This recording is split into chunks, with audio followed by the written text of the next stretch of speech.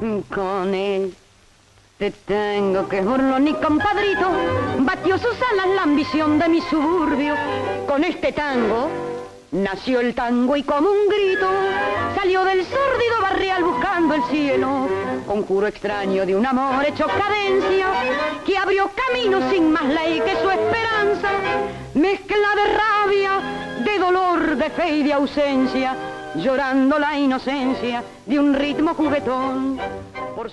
Le tango et le cinéma, c'est une histoire d'amour de plus d'un siècle. Des centaines de films touchant de plus ou moins près au tango, sous les formes les plus diverses. Fiction ou documentaire, films comiques ou tragiques, captation de spectacles ou musique de film, comédie musicale ou reconstitution historique, comme La Historia del Tango, film de 1949, dont vous pouvez voir ici quelques images. Je vous propose de partir avec moi à la découverte de ce prolifique patrimoine. Tout commence en Argentine où, dès 1929, le chanteur Carlos Gardel enregistre une douzaine de petits courts-métrages consacrés chacun à une chanson de son répertoire qu'il interprète après en avoir interviewé l'auteur. Des clips avant la lettre en quelque sorte. Écoutons par exemple Gira Gira d'Enrique Discépolo. Cuando la suerte que crea, pasando y pasando, te largue parar. Cuando te viene la vía, sin rumbo desespera. Cuando no tengas ni fe, ni yerba de hacer, secándose al sol. Il tourne ensuite en 1931 le premier long métrage de l'histoire du tango, Las Luces de Buenos Aires, qui connaît un immense succès en Argentine, au point que le public exigeait du machiniste qu'il rembobine la pellicule pour projeter à plusieurs reprises la scène où Carlos Gardel chante Tomo y Obligo.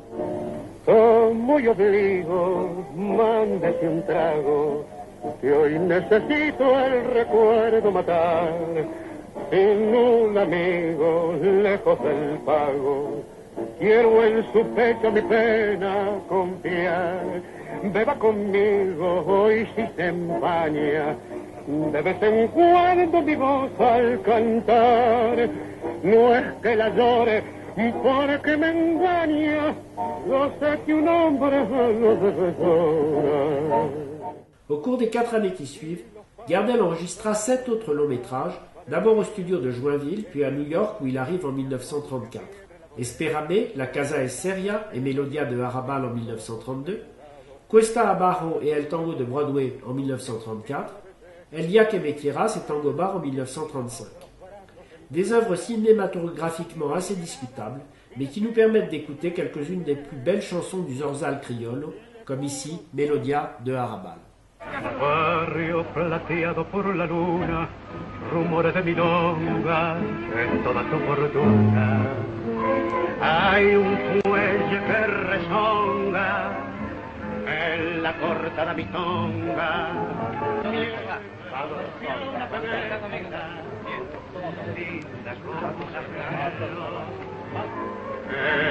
Espera coqueta bajo la quieta luz de un farol.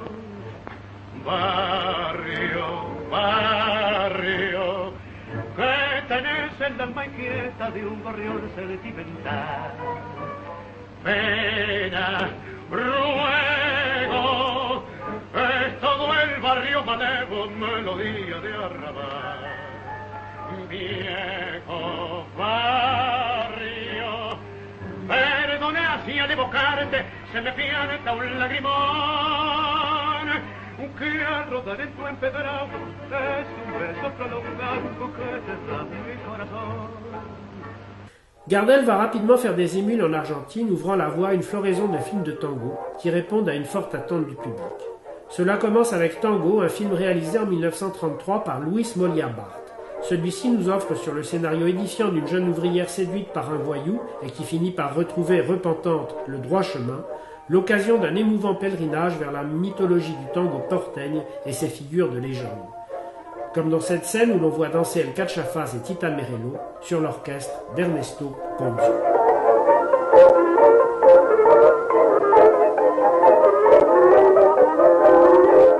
Au cours des 20 années qui suivent, le tango occupe une place importante dans un cinéma argentin lui-même en pleine prospérité. Drames sentimentaux, grandes fresques historiques reconstituant les différentes époques de la bohème portegne et surtout comédies légères, Des centaines de films de qualité assez inégale vont se succéder jusqu'au milieu des années 1950. Parmi les metteurs en scène se détachent les noms de Luis César Amadori, Lucas Demare et surtout Manuel Romero, qui, outre sa prolifique production cinématographique, fut aussi un homme de théâtre et un auteur de tango à succès. Il nous a par exemple légué Los Muchachos de Antes no usaban gomina, splendide fresque réalisée en 1937 sur l'histoire du tango, sur le thème d'un amour de jeunesse impossible entre un jeune homme de bonne famille et une femme déclassée, la Rubia Mireja. À la fin de sa vie, l'ancien amant laisse éclater sa nostalgie en écoutant le fameux thème Tiempos Viejos, interprété par Hugo del Carril.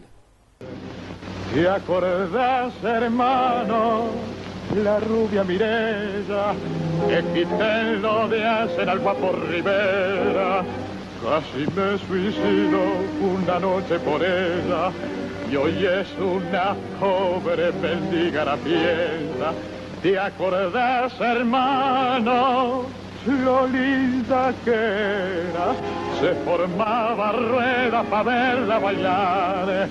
Cuando por las calles la veo tan vieja, doy vuelta la cara y me pongo a llorar.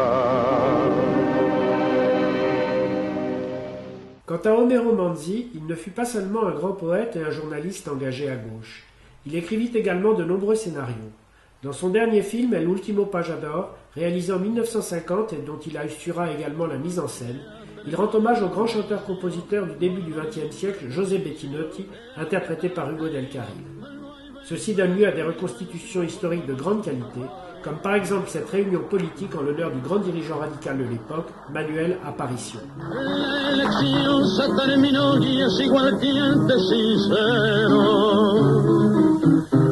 Es igual que antes sincero, ya sea el rico al obrero, sus puertas nunca cerró, ni la voluntad negó. Si se le pidió un servicio, está de más este juicio, porque a nadie les extraño que es padre de todo el año, don Manuel J. Aparicio. De nombreuses chanteuses de tango ont également poursuivi une carrière d'actrice de cinéma, comme Sofia Bozan, Libertad Lamarque, que j'évoquerai plus loin, ou encore Laura Ana Tita Merello, qui incarna à l'écran comme sur scène un personnage à la fois comique et provoquant, comme dans son fameux thème « Se dice de mí ». Se dice de mí, se dice que soy fiera, que camino a lo malevo, que soy chueca y que me muevo con un aire compadrón, que parezco Leguizamo, mi nariz es puntiaguda, la figura no me ayuda y mi boca es un buzón. Si charlo con Luis, con Pedro, con Juan, hablando de mí, los hombres están. Critican si ya la línea perdí, se fijan si voy, si vengo o si fui, se dicen muchas cosas, mas si el bulto no interesa, ¿por qué pierden la cabeza ocupándose de mí? Quant aux acteurs, outre le grand Hugo del Carril, artiste très engagé dans le mouvement péroniste, on ne peut éviter de mentionner Luis Sandrini, spécialiste des seconds rôles comiques, et Tito Luciardo, qui après avoir donné la réplique à Gardel dans sa jeunesse, devint ensuite une grande vedette de comédie légère tanguera.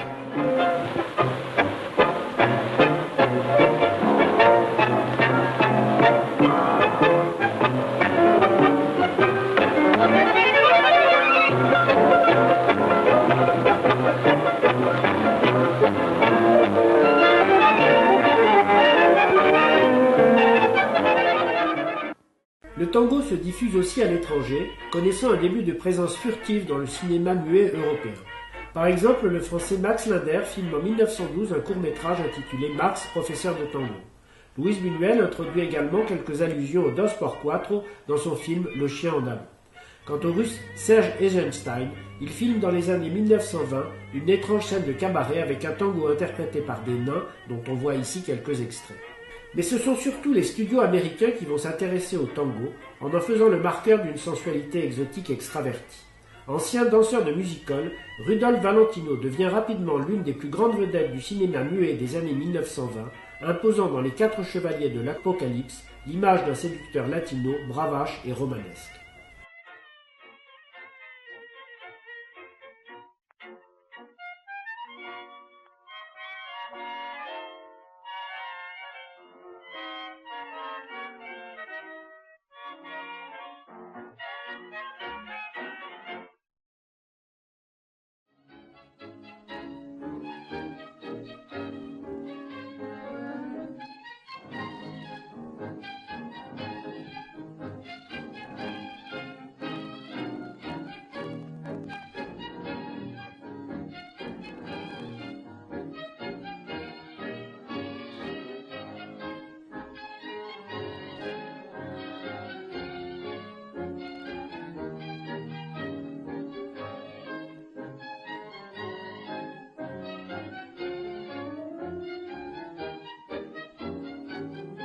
Cette image d'érotisme un peu kitsch, prenant souvent place dans une atmosphère luxueuse, avec robe longue, tuxedo, champagne et grand cabaret, va coller au tango dans de très nombreux films américains des années 1930 à 1950.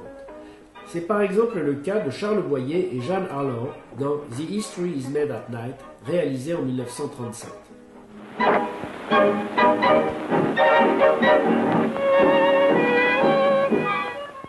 C'est vrai aussi de Fred Astaire et Dolores del Rio dans Flight Down to Rio, film datant de 1933, où ils interprètent un tango hyper stylisé, précédé de magnifiques ballets très bien réglés, mais qui ne sont déjà plus qu'une lointaine déformation du tango argentin.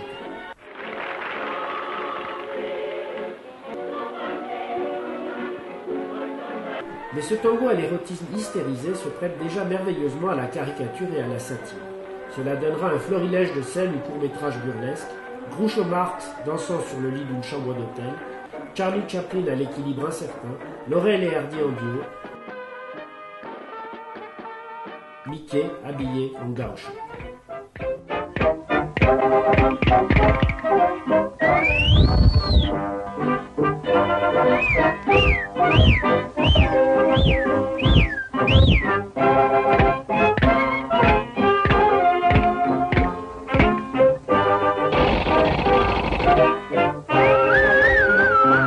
Hors des États-Unis, le tango fleurit aussi dans le cinéma mexicain, où il est incarné par la chanteuse argentine Libertad Lamarque, qui s'exile au Mexique en 1945 et y interprétera une quarantaine de films à la tonalité souvent mélodramatique, de qualité assez inégale, mais où ses talents de chanteuse de tango sont largement mis en valeur, comme ici dans Besos Brujos. Se lo pido a tu conciencia, no te puedo amar.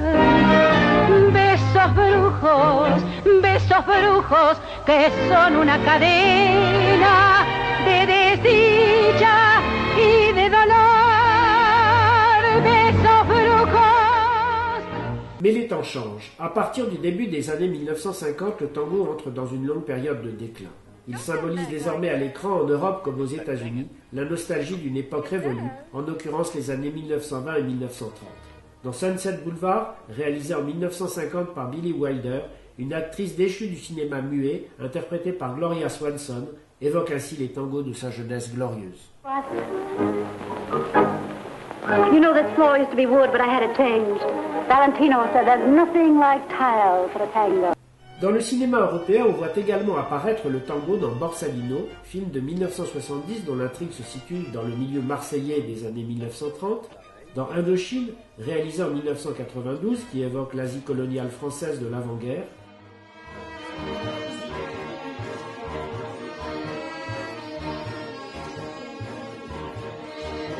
Et vente, et vente. La chaleur va faire qu'on me le dise. C'est pas fait pour nos pays, allez. Ou encore dans La liste de Schindler, datant de 1993, dont l'action se déroule pendant la Seconde Guerre mondiale.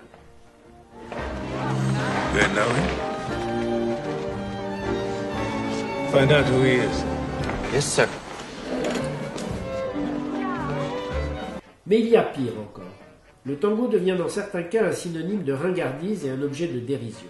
Dans certains lame shows réalisés en 1959 par Billy Wilder, un tango boléro constitue ainsi le prétexte à une scène de séduction grotesque, rose à la bouche, entre Jack Lemmon et Joe Brown. Daphne, you're leading again. Sorry.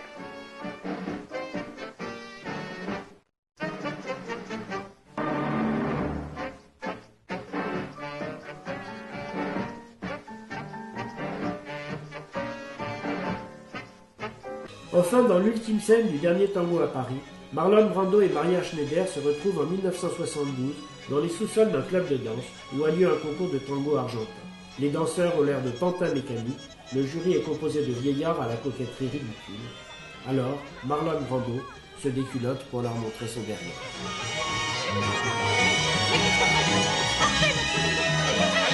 Mesdames, c'est l'amour toujours.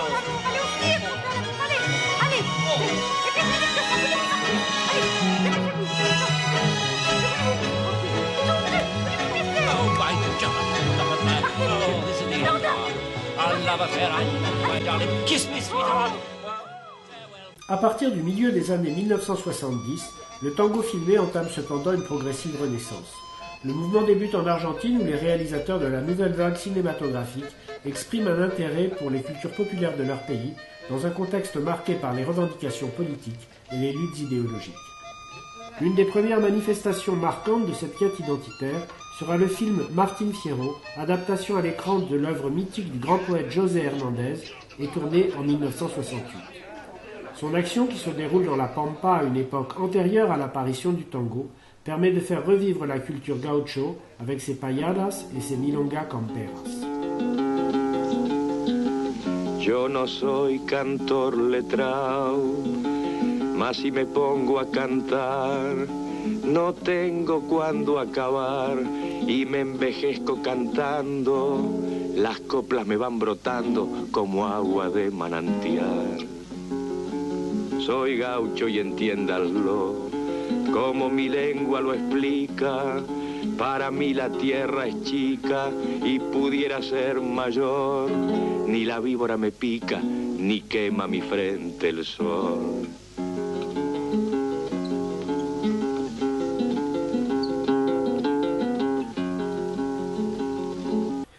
La même année, Hugo Santiago, dans Les Trottoirs de Saturne, met en scène un jeune bandoneoniste interprété par Rodolfo Medeiros, transposé par magie dans un pays où règne une oppressante dictature.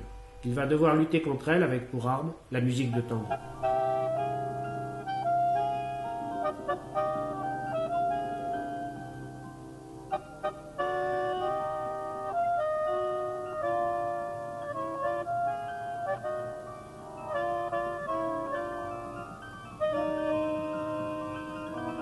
Vingt ans plus tard, en 1987, le réalisateur Jorge Zanada part dans Tango Baile Nuestro à la recherche des traces du Dos por Cuatro, balayé par 30 années de déferlement rock et de crise politique, à travers une série de portraits des acteurs de cet art populaire, comme le danseur Geraldo Portaño.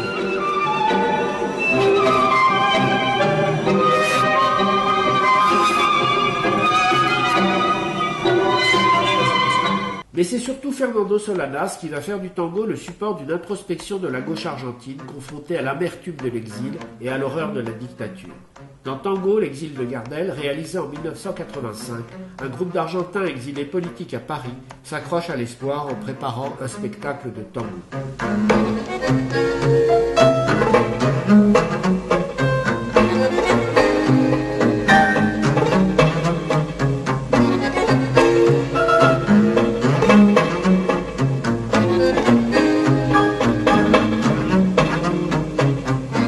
Quelques années plus tard, dans Sourd, réalisé en 1988, un prisonnier politique qui vient d'être libéré erre pendant toute une nuit dans les brumes de son ancien quartier, où il rencontre les fantômes des années noires. Son errance hallucinée est accompagnée à la manière d'un chœur grec par le bandoneon de Nestor Marconi et la voix désespérée de Roberto Goyeneche. Por mi amor,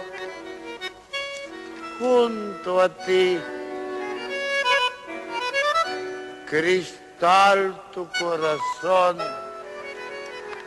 tu mirar, tu reír,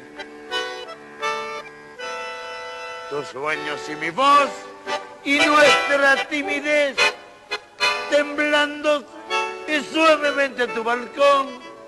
Y ahora solo sé que todo se perdió, la tarde de mi ausencia. Ya nunca volveré, lo sé bien, nunca más. Tal vez me esperarás junto a Dios más allá.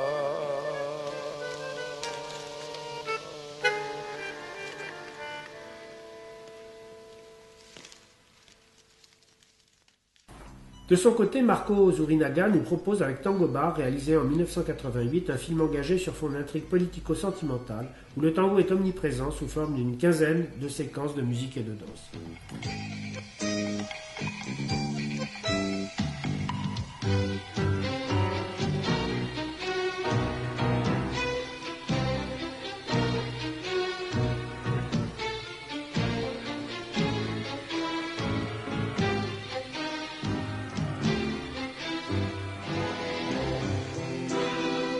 Mais avant d'être le support d'une parabole politique, le tango est d'abord un art, danse et musique.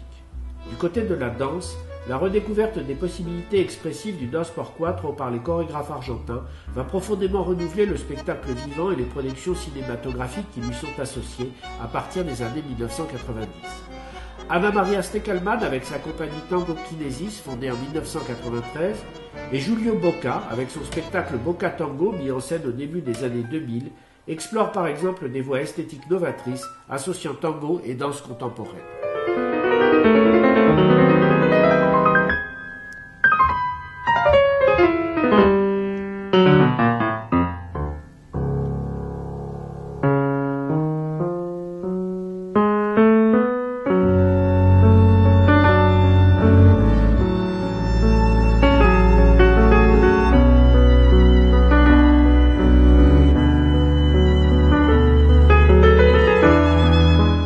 Quant à la compagnie Tango por Dos, créée en 1988 par Miguel Ángel Soto et Milena Pletz, elle cherche à porter sur scène l'esprit de l'authentique tango populaire, tout en le structurant et en le théâtralisant par des chorégraphies originales, comme ce très beau duo de tango de salon, interprété sur le thème Galo Ciego.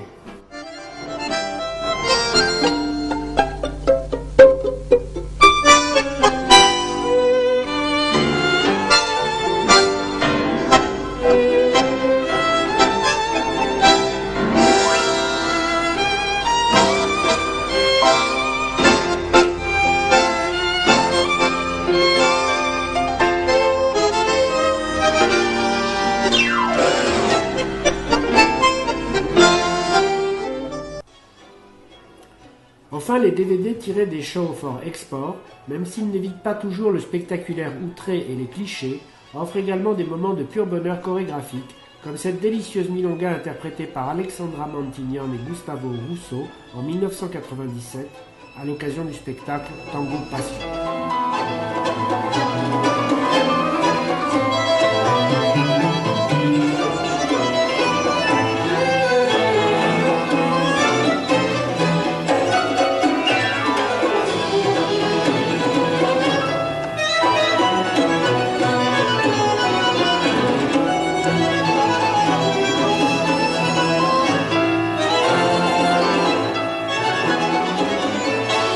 Du côté de la musique, une nouvelle génération de jeunes artistes commence à partir du milieu des années 90 à s'intéresser au tango, cherchant à faire vivre et fructifier son héritage. Une démarche dont plusieurs films ont porté témoignage au cours des 15 dernières années. Dans El Último Bandoneón, réalisé en 2005, une jeune bandonéoniste désireuse d'intégrer l'orchestre de bal créé par Rodolfo Medeiros et associant musiciens de la vieille et de la nouvelle génération, parcourt la ville de Buenos Aires à la recherche d'un nouveau bandoneon, s'engageant ainsi dans une quête mémorielle emplie d'émotions.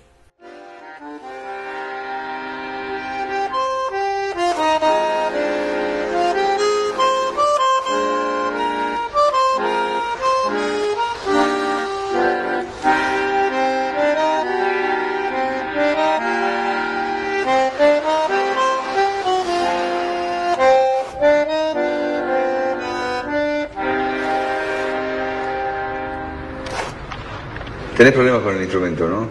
Sí. ¿Lo veo? A ver.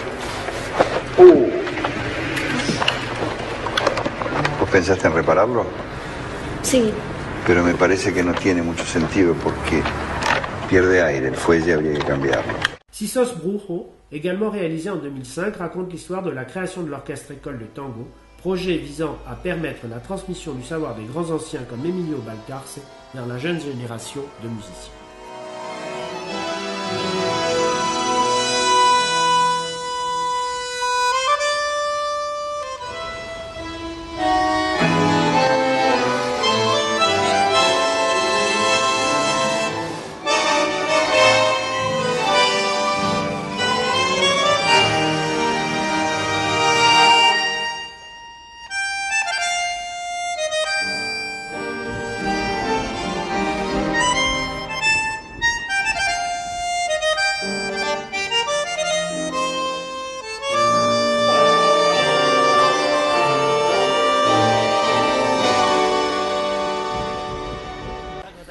Trois ans plus tard, en 2008, Café de los Maestros retrace l'histoire de la préparation d'un grand concert de tango réunissant des musiciens de la vieille génération au théâtre Colón.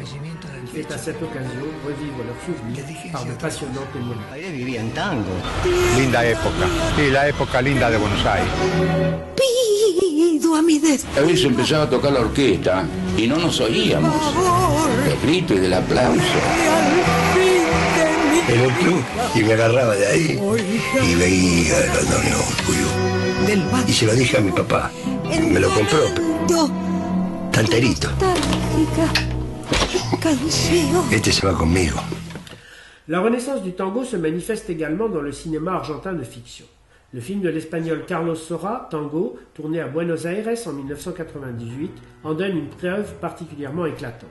Au cours de la préparation d'un spectacle de tango, une intrigue sentimentale se noue entre un metteur en scène à la psychologie torturée et une jeune danseuse. C'est l'occasion de séquences de danse superbes où le tango porte témoignage de la mémoire collective du pays, depuis l'immigration sud-européenne du début du siècle jusqu'au fantôme de la dictature.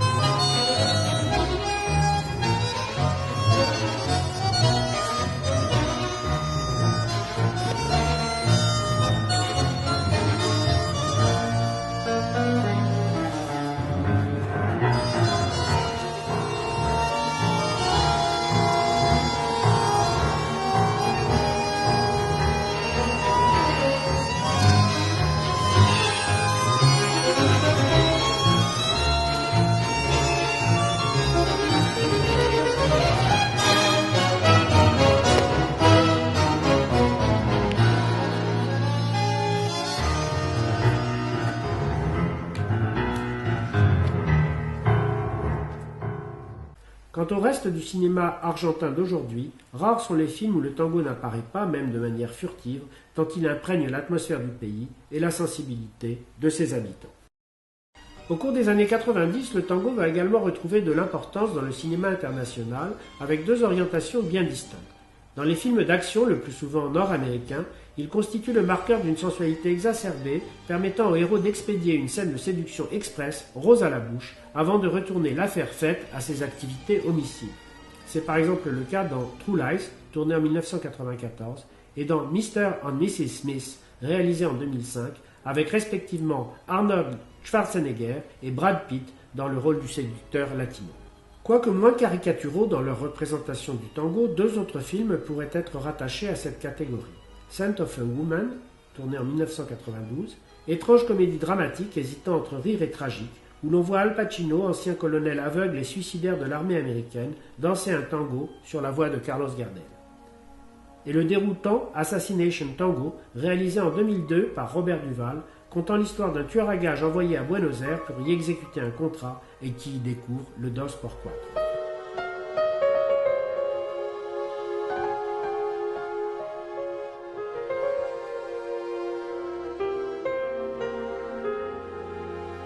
Les clips publicitaires fournissent de nombreux exemples de cette utilisation du tango comme marqueur d'une situation de séduction et d'érotisme, parfois teintée de dérision. Volkswagen, Thermasilk, American Express, Flector Terravan, PSA et Free, entre beaucoup d'autres, ont ainsi eu recours au Dos por Cuatro. Des films sur CD? Des DVD?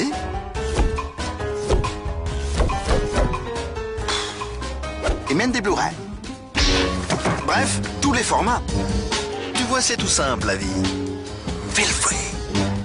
Mais le tango peut également apparaître comme le fil conducteur d'une expérience plus intime de redécouverte de l'amour et de conquête du bonheur. Un registre dont le cinéma européen s'est fait une spécialité et qui s'accompagne en général d'une description assez fouillée de l'univers tanguero et surtout d'une représentation moins caricaturale de la danse que dans les films d'action américains. Un film précurseur de cette tendance est le délicieux L'Acrobate, tourné en 1976 par Jean-Daniel Pauly. On y voit un garçon de bain timide aux allures de Pierrot Lunaire, interprété par Claude Melki, parvenir à séduire la femme qu'il aime grâce à la danse, en l'occurrence non le tango argentin, considéré à l'époque comme mort et enterré, mais le tango de compétition.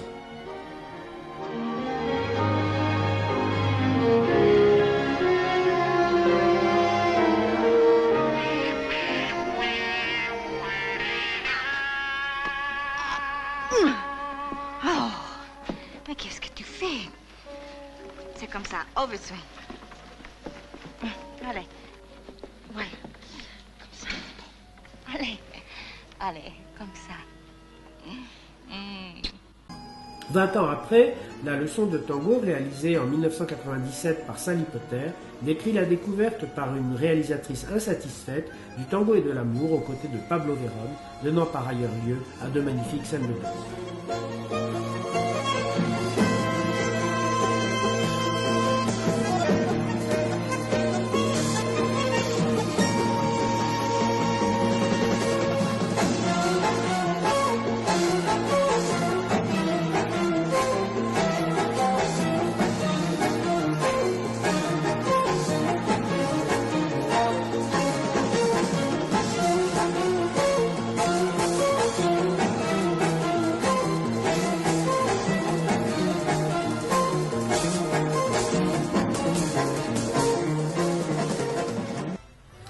L'émouvant « Je ne suis pas là pour être aimé », tourné en 2004 par Stéphane Brisé, où un cinquantenaire résigné redécouvre l'amour grâce au tango, propose également une vision assez juste de l'univers des danseurs amateurs.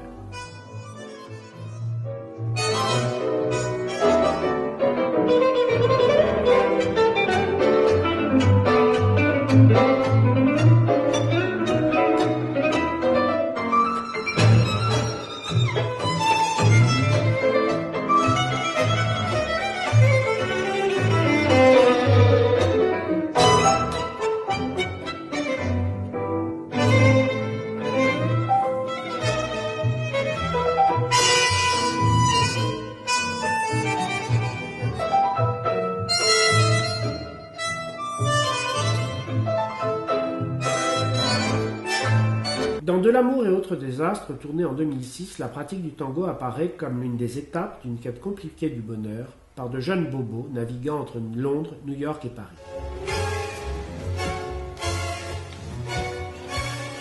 Et dans le tango des Rachevski, datant de 2007, elle constitue à la fois l'un des aspects d'une quête identitaire et une source de rapprochement sensuel entre les protagonistes. Terminons ce survol du cinéma européen par l'inclassable Tango Libre, réalisé en 2012, où un gardien de prison découvre l'amour grâce au tango et finit par faire évader les deux maris de sa partenaire de danse. Souffrant d'un scénario un peu décousu, ce film nous offre cependant une magnifique scène de danse entre hommes.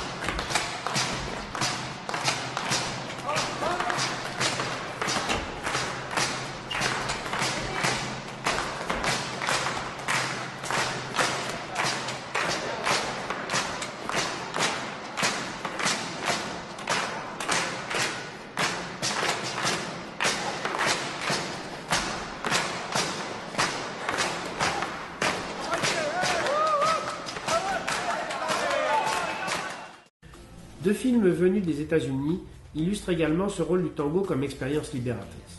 Dans Shall We Dance, de 2004, un avocat new-yorkais empêtré dans une vie monotone, interprété par Richard Gere, redécouvre les émotions de la vie grâce à la pratique du tango dans les bras de Jennifer Lopez.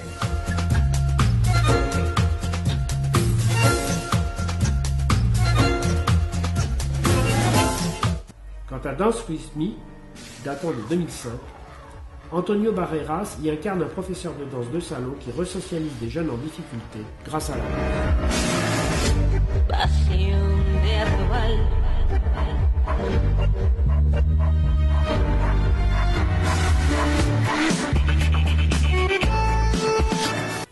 Par ailleurs, le tango a été très utilisé comme musique de film, domaine où il a d'ailleurs moins souffert de la période de désaffection des années 1960 et 1970 que le tango dansé. Marguerite Duras lui reste fidèle dans ses films mis en musique par Carlos D'Alessio, comme India Song, réalisé en 1975, que vous pouvez entendre ici.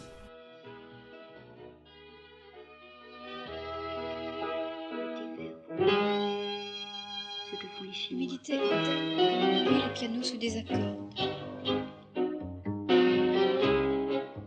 Piazzolla a également réalisé de très nombreuses musiques de films, d'abord pour le cinéma argentin, puis après 1968 pour des films étrangers comme Henri IV de Marco Bellocchio, pour lequel le maître écrivit Oblivion en 1984. Sa musique a aussi été reprise dans de nombreux films, documentaires ou fiction, comme par exemple Citizen Langlois d'Edgardo Kozarinsky, Happy Together de Wayne Carville ou Frantic de Roman Polanski. Smetti, stronzo. No!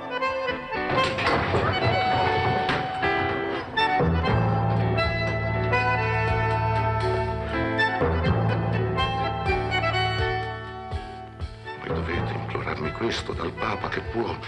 Après 1990, la renaissance du tango dansé s'accompagne d'une présence accrue du Dos por Cuatro dans les bandes-son. Citons parmi les plus marquantes Le Temps des Gitans de Emir Kusturica, dont vous pouvez entendre ici quelques extraits, mais aussi Indochine, de Questo no si parla, El Postino, Fraises et Chocolat, L'Armée des 12 Singes, Jeanne et le Garçon Formidable, Au les Cœurs, Soleil Tropique.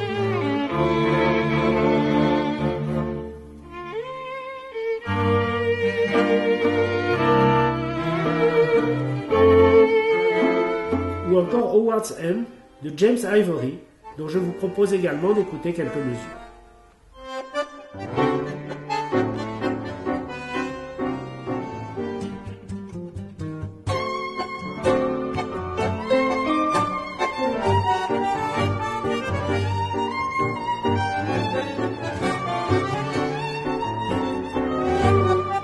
Ajoutons que la liste n'est jamais close. On peut toujours dénicher des films où le tango fait une apparition fugitive ou qui portent simplement un nom de tango. Citons en vrac Cendre et Diamant, Le Tango de la Perversion, Death on the Nile, Le Conte des Contes, Te souviens-tu de Dolibel, Benvenuta, Tango on Catch, Naked Tango, Moulin Rouge, ou encore Chicago avec son tonique tango des meurtrières, dont vous pouvez voir ici quelques images. À vous de compléter.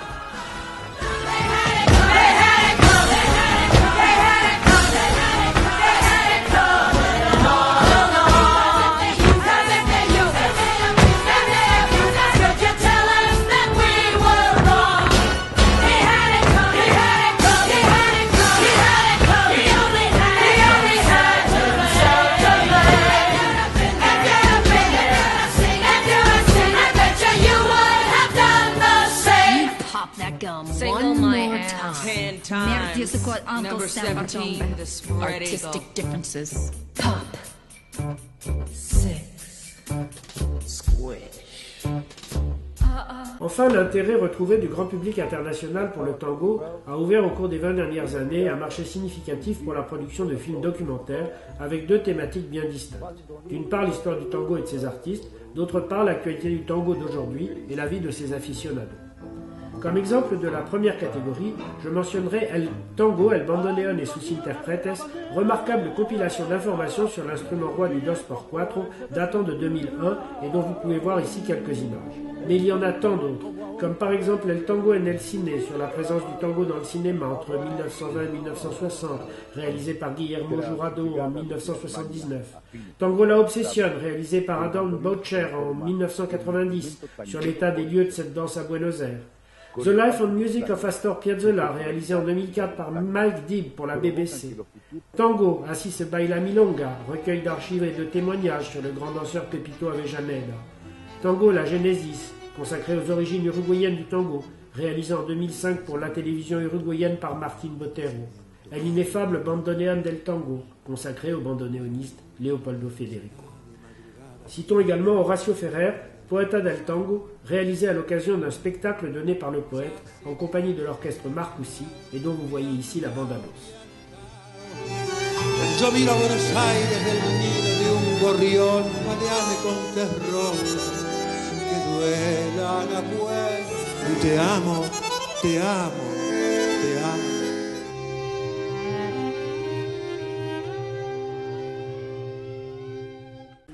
Certaines de ces productions rompent d'ailleurs avec le style narratif habituel du documentaire pour se rapprocher d'autres genres comme le spectacle, le docu-fiction ou le voyage initiatique. C'est par exemple le cas de l'excellent Ada Falcón, Yo no sé que me han hecho tus ojos, réalisé en 2002 par le réalisateur Sergio Wolf. Celui-ci met en scène de manière particulièrement émouvante sa quête à la recherche d'Ada Falcón, disparue depuis les années 40 des scènes de Buenos Aires pour se réfugier dans une vie de prière et de contemplation.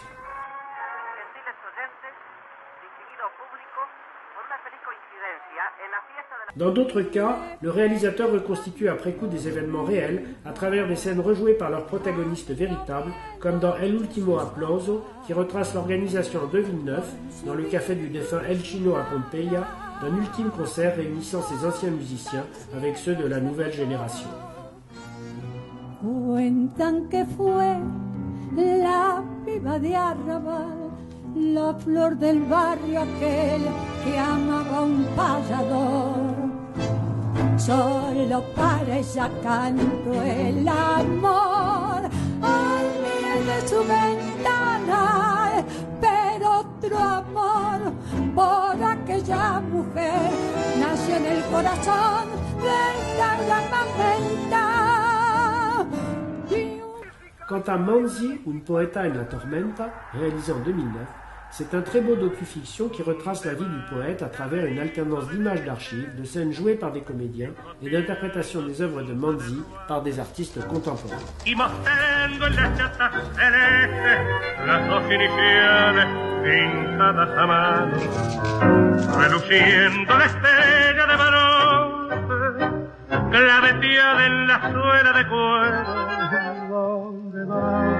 Carretito del 11, cruzando ligero las calles del sol. La deuxième grande catégorie de documentaires et reportages porte sur l'actualité du tango et de ses pratiquants. De très nombreux reportages télévisés sont par exemple réalisés dans un peu tous les pays du monde pour mettre en scène la vie des aficionados du Dos por Cuatro, comme Un dimanche de tango, réalisé par France 3 en 1999 et dont j'avais été l'un des protagonistes. De nombreux documentaires européens mettent également en scène le voyage initiatique de danseurs de tango vers la capitale argentine, comme El Abrazo de Jan Vandenberg, réalisé en 1990, dont vous voyez ici un extrait, Dance de Gender, datant de 1997, ou encore les films de Jana Bokova, Tango Mio et Tango Salon Confiteria La Ideal, réalisés respectivement en 1985 et 2004.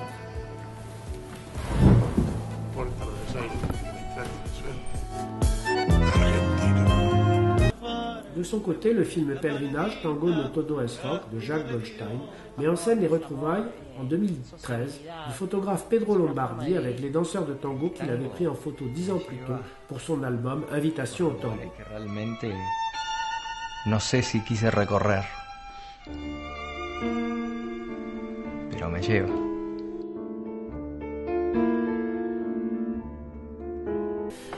Quant à l'actualité du tango à Buenos Aires, elle a fait l'objet de nombreux documentaires comme Buenos Aires, Días y Noches de Tango, réalisé en 2007, une collection de 7 DVD et CD présentant 10 heures de films sur les différents aspects du tango à Buenos Aires d'aujourd'hui, orchestre et musiciens, poètes et chanteurs, danseurs, milongas.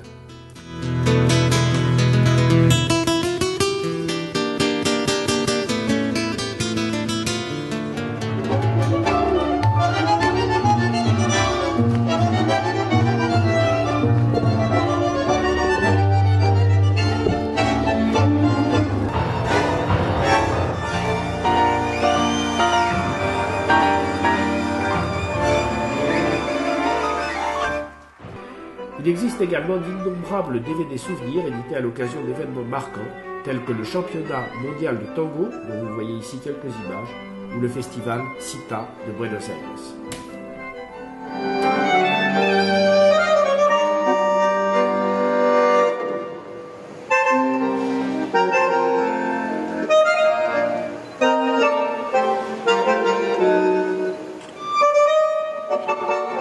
Et pourquoi conclure ?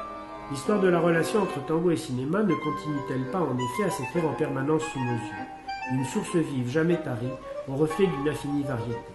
Comme ce touchant documentaire que je viens de découvrir, Todavia et la mort, réalisé en 2012 par Guzmán Garcia, qui à travers les portraits de 11 danseurs d'un club de tango pour seniors de Montevideo, décrit autant de manières d'aimer.